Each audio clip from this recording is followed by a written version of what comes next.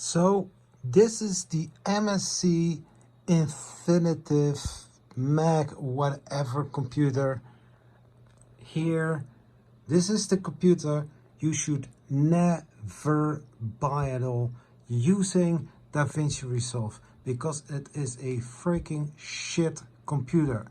I'm in the middle of DaVinci Resolve. The computer went 2 times in repair, and look what happens.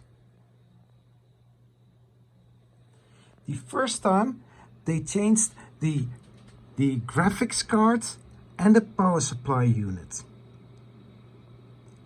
Yeah, so I thought the whole problem was over, but no, it's not over.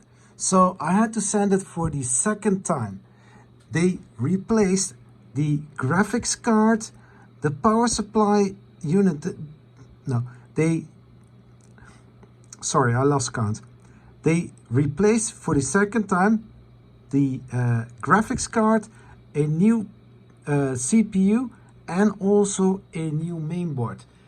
And still in the middle of a DaVinci Resolve video editing, lost freaking my time to this shit computer. Welcome to Windows. Welcome to a shit computer. People, don't buy this computer because it's a crap computer.